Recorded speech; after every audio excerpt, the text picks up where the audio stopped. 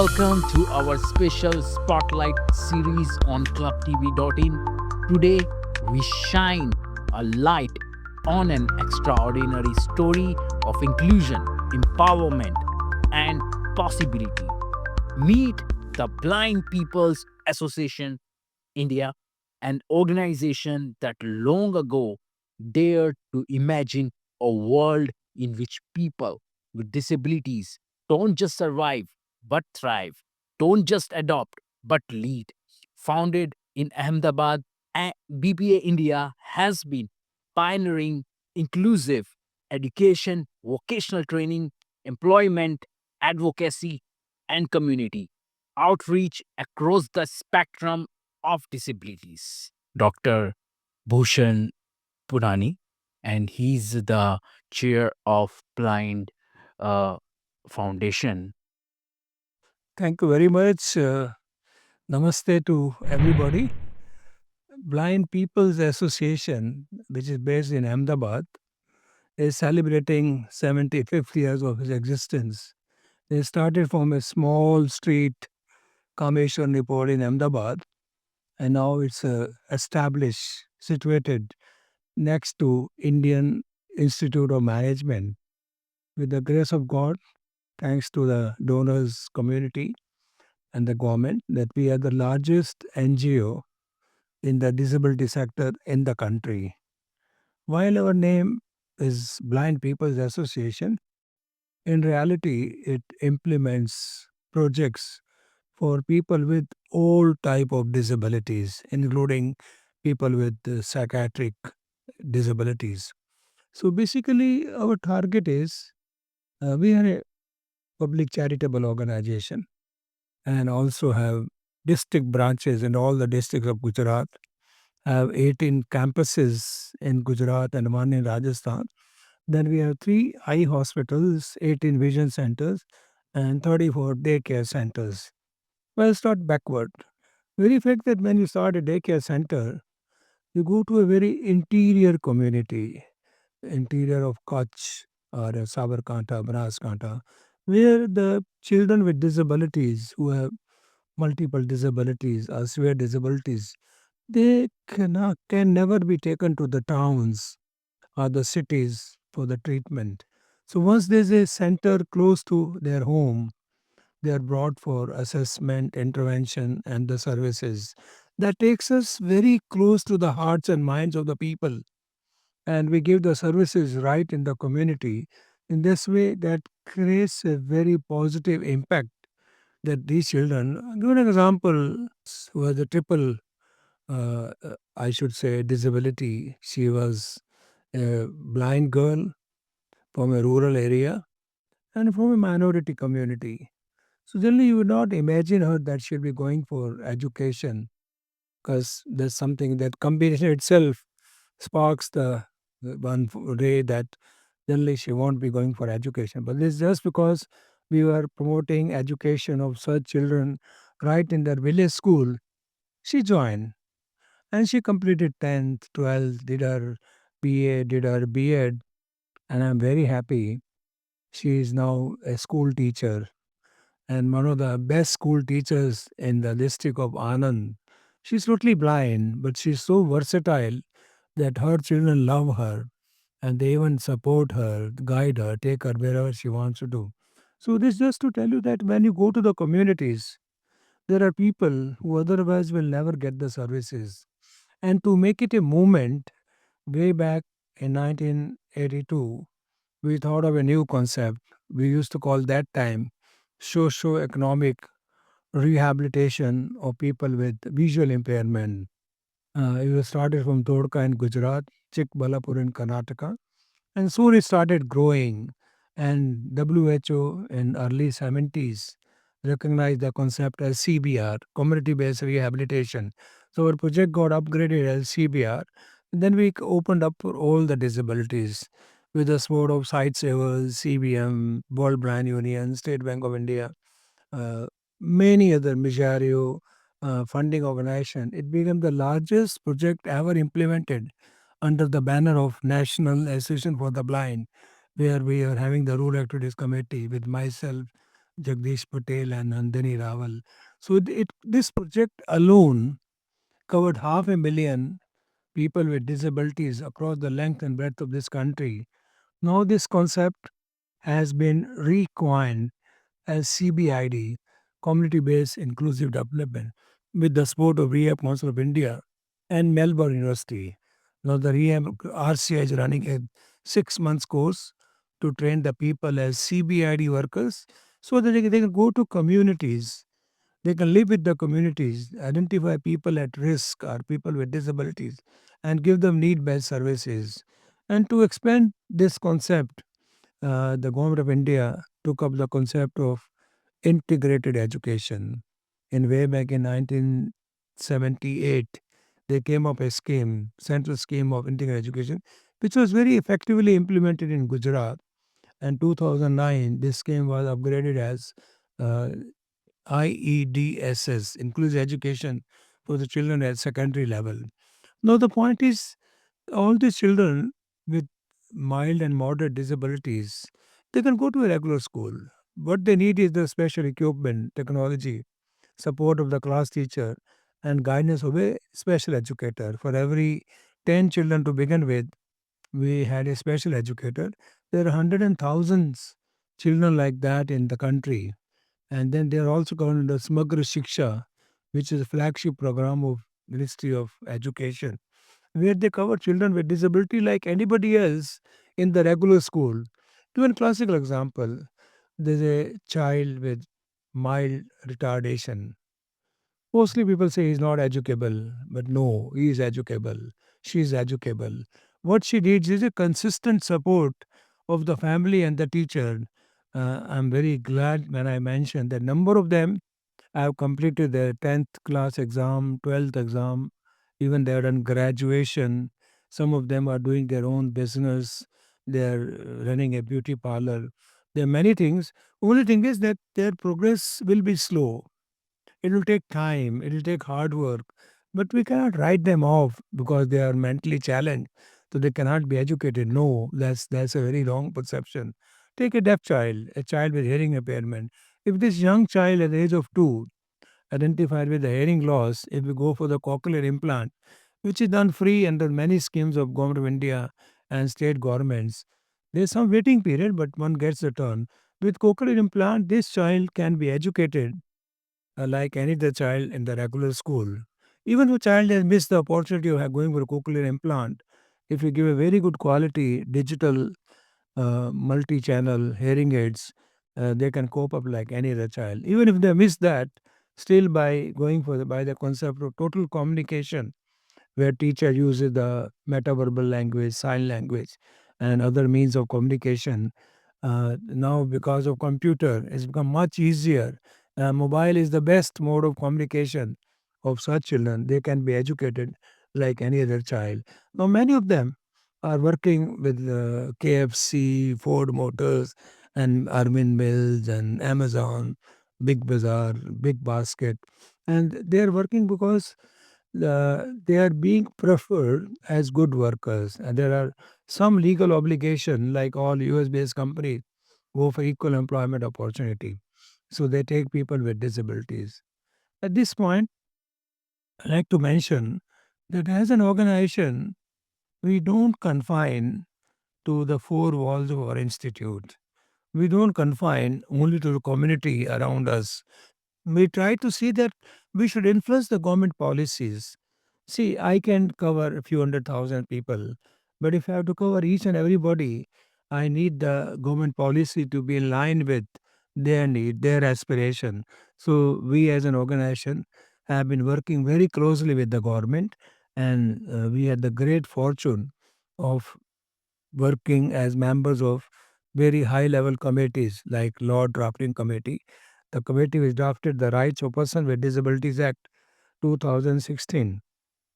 I must tell you that this is one of the most advanced disability laws in the world today. Many countries envy India for having such a comprehensive law.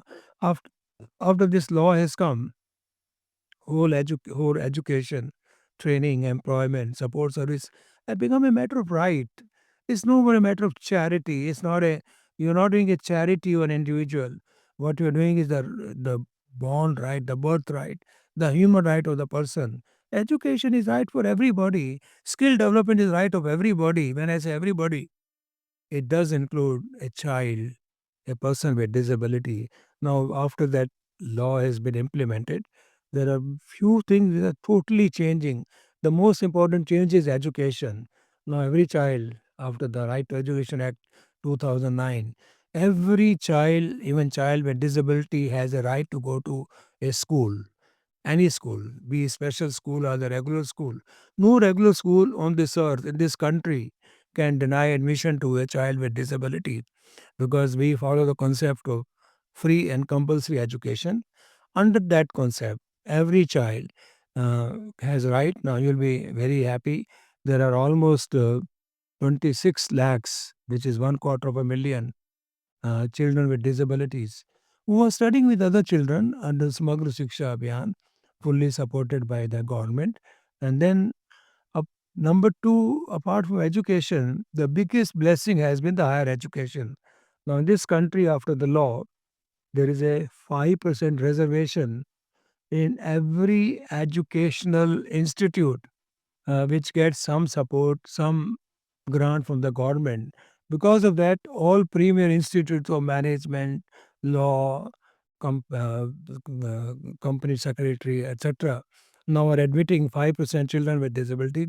There are thousands and thousands of children are the students who are now pursuing higher education. And to support that, the continuum goes further, and there is a 4% reservation in employment. All the government supported or government related jobs have to take as a mandate 4% people with disabilities.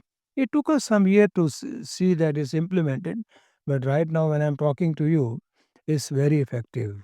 Recently, there has been a judgment of Gujarat High Court that the government of Gujarat has to fill up backlog of vacancies for people with disabilities right from 1995, and this number comes to 26,000.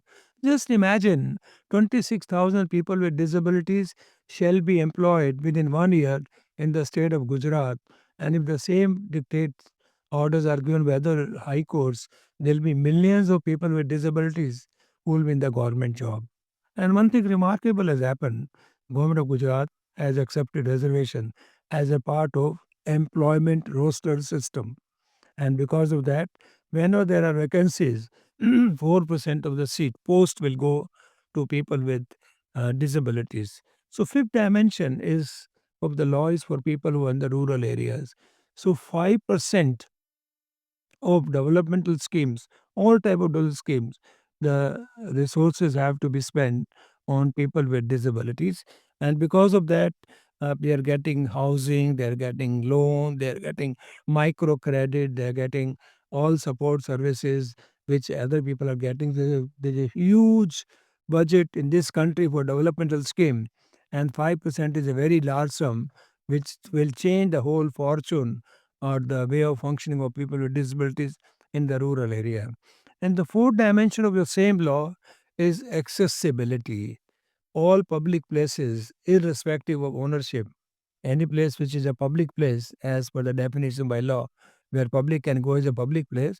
So all public places have to be made accessible. And to support that, Government of India has started the Sugamya Bharat Abhiyan, Accessible India campaign, so that within a couple of years, every public place is accessible. And when I say accessible, it does not benefit only people with disability, it benefits all the people who have the mobility, restricted mobility, a lady in the family way, or an old person using a wheelchair, or anybody who cannot negotiate the steps or cannot climb otherwise due to rheumatoid arthritis will benefit from the Accessible India campaign, because accessibility is the landmark for all.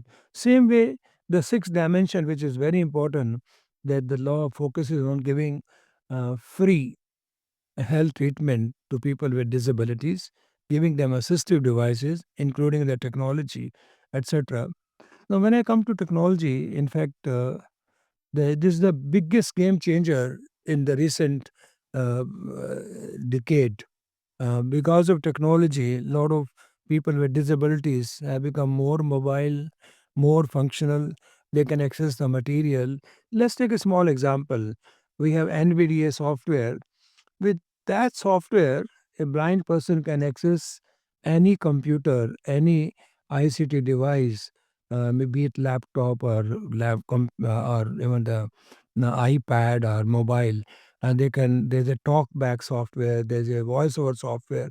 All these are enabling people with blindness, visual impairment, to access the digital material, and that's enabling them even to go and work as programmers in the IT companies, go and work as computer operators, go and work as IT people, which is opening their doors to the new world altogether. Same when it comes to hearing impairment, because of very good quality computer software, hearing aids, and access to computer is making the life very different. Now we take another very important dimension which concerns the corporate world of our country. Thanks to our government, that in 2013, the government brought the concept of CSR, corporate social responsibility. This, to my mind, is a blessing for the developmental field, for the NGOs, for the voluntary organization. Under certain condition, profit-making companies which have 500 crore turnover or 5 crore net profit, or they have 1,000 crore net worth, they have to spend 2% of their profit, based on average of last year's profit, on CSR. And the good part is the CSR is being mandated by the Ministry of Corporate Affairs very strictly. And because of that, all the leading corporate companies in this country have come forward to support 2% to the extent of their profits to various. There are 10 sectors which have been listed in the Schedule 7 of the Section 135 of the Indian Companies Act. But there's also an option you can go beyond on something similar field. While disability per se is only mentioned once, but if you see the broad sense, education, health, skill development are the Many major common. yeah. So the companies can spend on education of such children, skill development, and also the health activities, construction of their homes, or giving them support, giving them devices by the common technology. So because of that, I'm very glad many organizations like ours have benefited quite a lot.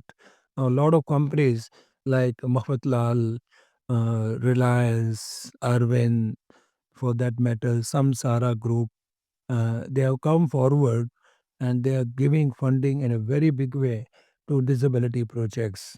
And because of that, we can now cover more people. What people need is inclusive development. Honorable Prime Minister has been emphasizing that if you have to go for a society which is vibrant, which benefits everybody, every citizen, in this country, we have to go for inclusive development. That means everybody should have a chance to go for development.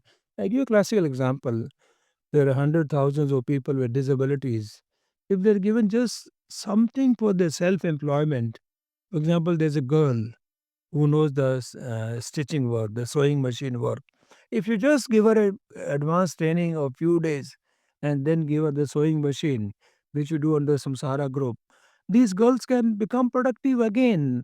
They can earn like anybody else with a sly machine, because electricity is almost everywhere now. With machine operated sly machine, they start earning 2 to 500 rupees per day. They become self-supporting. Take another example. This girl who has done little beauty parlor course, and if she's given a beauty parlor kit, she becomes productive. Somebody is given a carpentry kit, plumbing kit, tea stall. Bagh Bakri Tea Company has given a few hundred tea stalls everywhere. So they start operating a tea stall. There's no big skills required. It's only the equipment, place, and the desire to work. So there's a revolution now.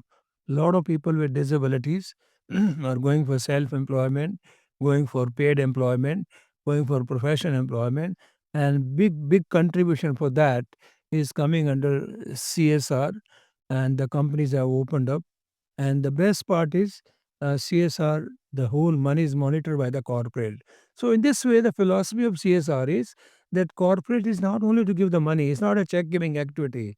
It is participation of the corporate in the management of NGOs. For example, the project I listed, whenever we have distribution of, say, tea stalls or vending stalls, or we have distribution of slime machine, anything, the concerned companies also come and remain present. They also participate. They also share their knowledge, how to make it stronger, more effective, because company people naturally have an experience, have acumen, have the skill.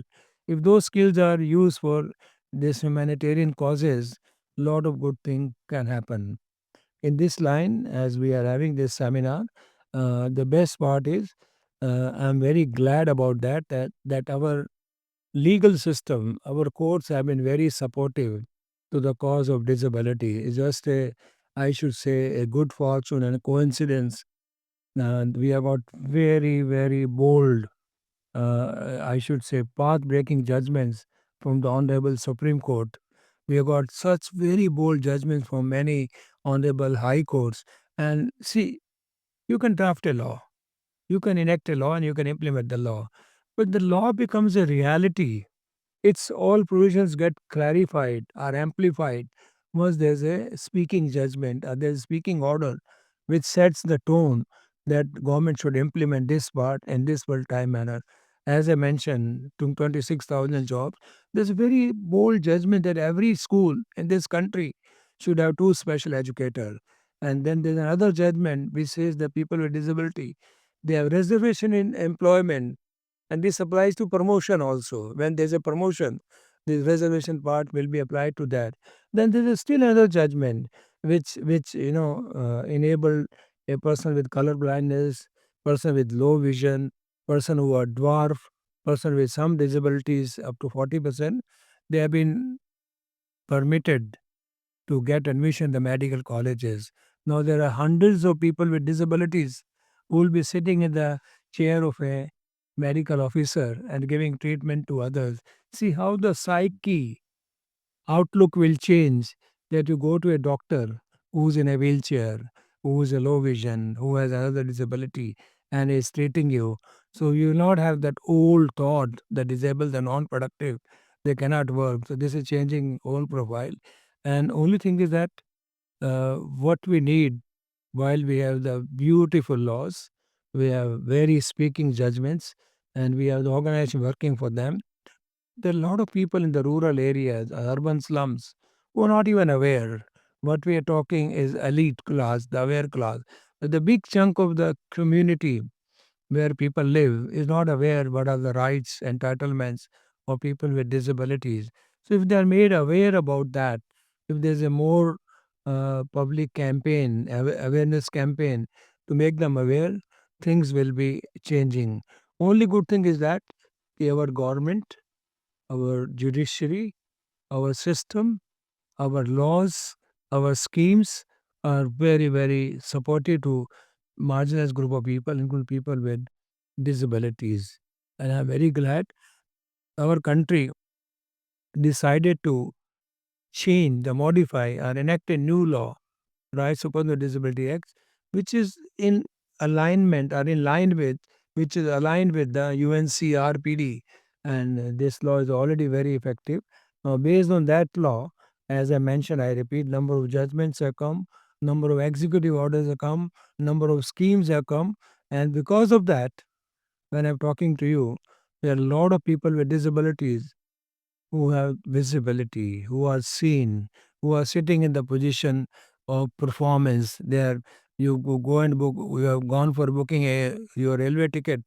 Somebody is sitting in person with disability. You have gone for air ticket booking. Or you have gone to a check-in counter. You have person. You have gone for a pizza. Somebody with disability is serving you. And the good part is, as we are talking somewhat for the business, there is a section 22 in the Rights of Person with Disabilities Act.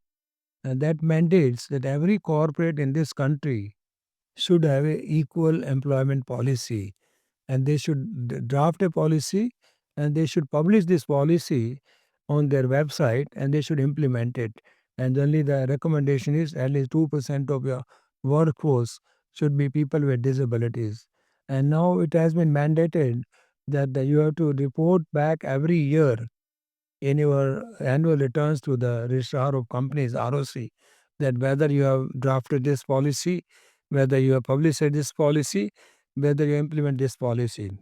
And then there's an incentive available. Government of India has a scheme that if any company employs people with disabilities, the Provident Fund contribution, the corporate contribution will be made by Government of India. Same with the ECIS contribution will be made by Government of India to motivate the corporate to employ people with disabilities. There's a company called Smarton. They have developed the glasses, smart glasses. These glasses are AI based, linked to a mobile. And with the use of these glasses, a person with visual impairment can scan the material, read the material in all the languages, can see the obstacle, can identify the currency, and can also uh, see the environment, who's standing there, what is sitting there, and can store this material and retrieve the material. And they're very economically priced. And I'm very happy a number of companies, publicly PSUs, are coming forward to provide fund under CSR for these devices. And this device, which is developed in India, is being sold in number of countries around the globe, including in USA and Europe and in Africa region and in Korea and many other countries. We feel very happy that our devices, we used to import them, now we are exporting them, and that too with lot of grace. Even Amazon, which international platform, is selling these devices. A lot of good things are going to happen soon because our laws are now getting implemented. There's more awareness now. People with disabilities are also raising their voice. They can now ask what they want. Parents have become very awakened. Now they're also joining together and asking what their children need. And my first question to you, sir, what are the current challenges did you see in the disability business? The first challenge is the attitude of the people. I talked of a lot of positive things, but still people have very negative attitude. So we have to motivate such people, give them the opportunity, and see that they take up the challenge and progress. And the fourth, government things are there. With the going government, people keep on changing. Somebody is aware about something, and person is gone. The new person coming may not be aware or may not be willing to learn about that. And that's becoming a big stumbling block.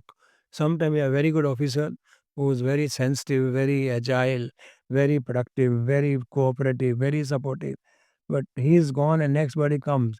He has different priorities. That becomes a very big obstacle. And fifth and most important, the rural areas.